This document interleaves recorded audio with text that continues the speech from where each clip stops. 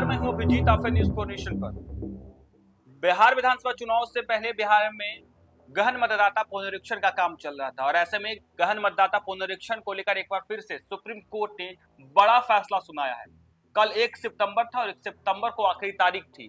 जिन मतदाताओं का नाम छूट गया था और जिन मतदाताओं को नाम सुधरवाना था या जिस मतदाता को नाम कटवाना था, ऐसे में उनके लिए कल आखिरी तारीख थी। वो अपने दावे दर्ज कर सकते थे, पेश कर सकते हैं और उसके बाद उस दावे को उनके दस्तावेज को जांच किया जाता और जांच करने के बाद जब 30 तारीख को मतदाता पुनरीक्षण का ड्राफ्ट बनकर आता, तब उसमें साफ हो जाता कि कितने लोगों का नाम कटा है और कितने लोगों को नया नाम जुड़ा है।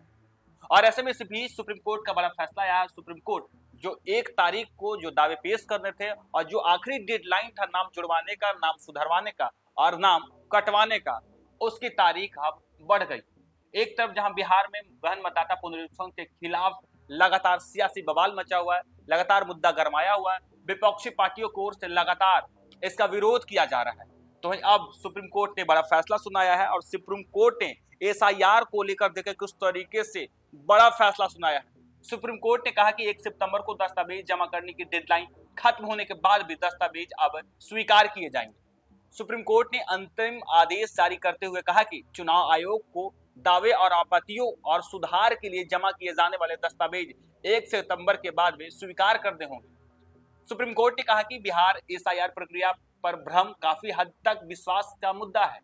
ऐसे में राजनीतिक दलों को खुद से सक्रिय करना चाहिए।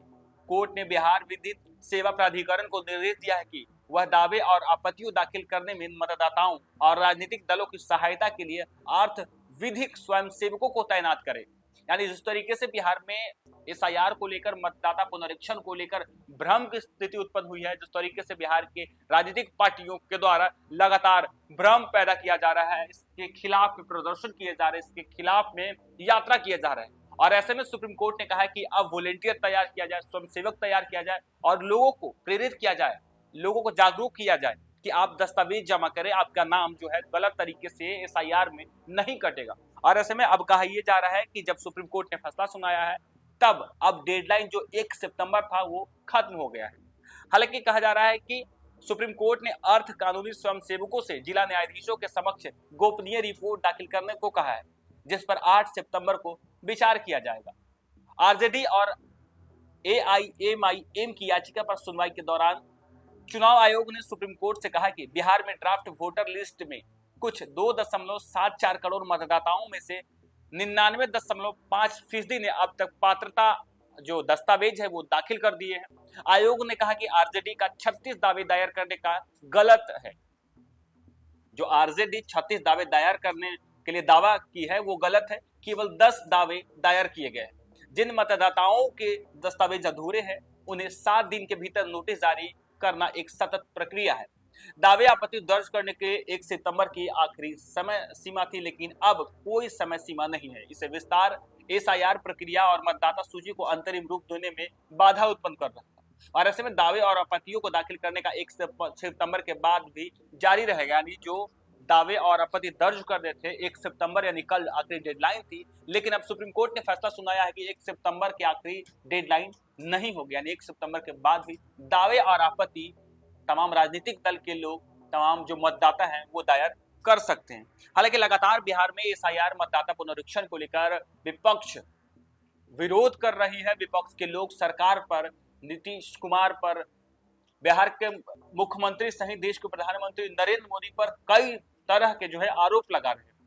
हालांकि इसी बीच कहा जा रहा है कि सुप्रीम कोर्ट ने एक बड़ा फैसला सुनाया और अब दावे और आपत्तियां दाखिल करने का जो तारीख 1 सितंबर डेडलाइन था उसे समाप्त कर दिया गया। इसके बाद भी अब दावे और आपत्ति दर्ज किए जा सकते हैं, लेकिन मतदाता सूची को अंतिम रूप दिए जाने के बाद इन पर विचार किया जाएगा। नामांकन की आखिरी तारीख तक दावे और आपत्ति सुधार दाखिल किए जा सकते हैं।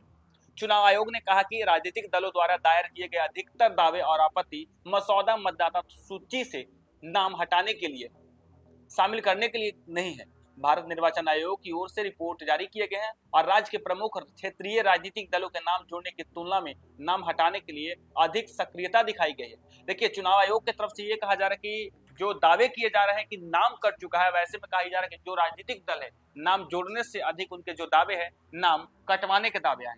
हालांकि जिस 1 सितंबर को लोगों को दावे और आपत्ति दर्ज करने थे उसकी डेडलाइन बढ़ा दी गई, यानी अब आप भी, आपका नाम कटा है या आप नाम जुड़वाना चाहते हैं या आप अपना नाम सुधरवाना चाहते हैं, तो आप अब भी यानी 1 सितंबर के बाद भी दावे और आपत्ति दर्ज कर सकते हैं। हालांकि फाइनल रिपोर्ट अभी बनकर नहीं आया है, जब 30 तारीख को मतदाता सूची का फाइनल रिपोर्ट बनकर आएगा उसमें कहा यह जा रहा है कि जिनके नाम कटे हैं या फिर जो नाम जुड़वाना चाहते हैं और जो नाम सुधरवाना चाहते हैं वो उस 30 तारीख को अपना नाम देख सकते हैं। फिलहाल के लिए इतना ही, आप देखते रहिए न्यूज़4 नेशन।